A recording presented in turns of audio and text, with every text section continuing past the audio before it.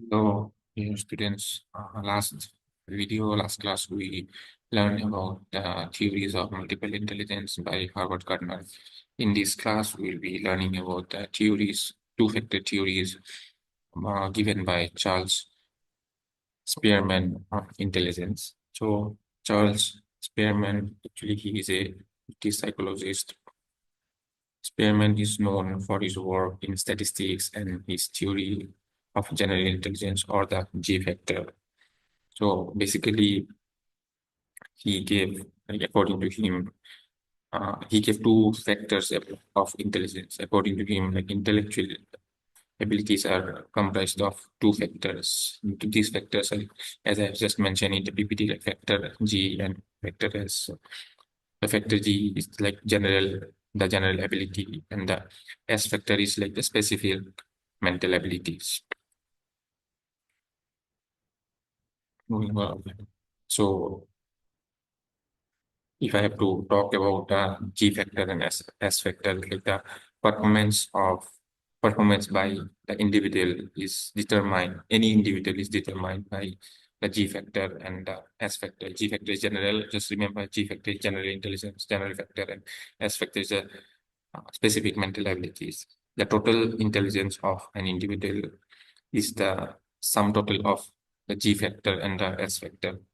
The performance of a particular task depends on the G factor, like general factor, and the S factor, specific ability. And moving forward, what are the characteristics of this G factor and S factor? So about the characteristics of G factor is like it is universally inborn, like everyone has this ability, and it is generally mental energy, and it stays constant. It doesn't change with time. General factors will stay constant only.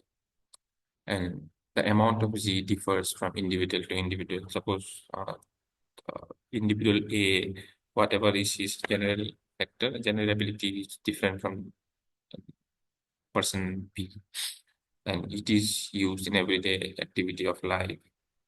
So if someone has greater the G in an individual, greater in his success, it will be greater. His success will be greater in his life. And if I have to talking about the characteristic of S factor, it is like learned and acquired in the environment. We learn it from the environment, from the passage of time.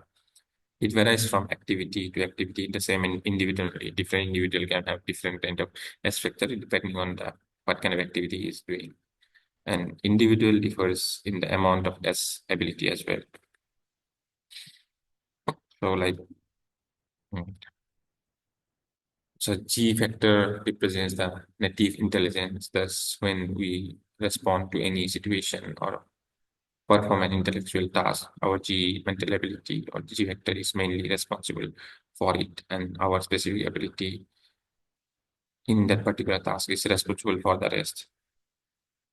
And talking about aspect, there are actually large number of specific abilities such as drawing, suppose the ability to complete sentences, ability to code messages, etc.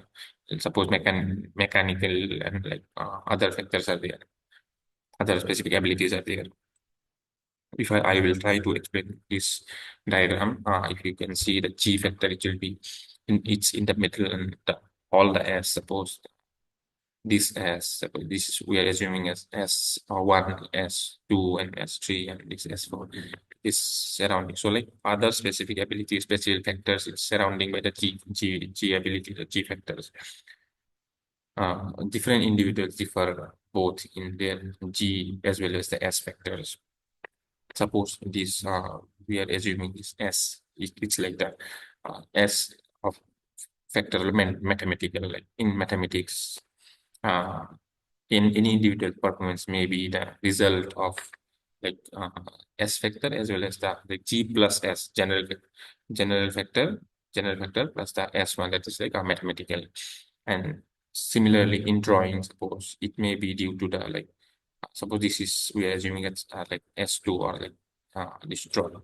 So it may be due to the general factor plus the specific factor. Again, if we have to say about like social science, suppose we will say this general factor plus S3, this is social, and it will go on. So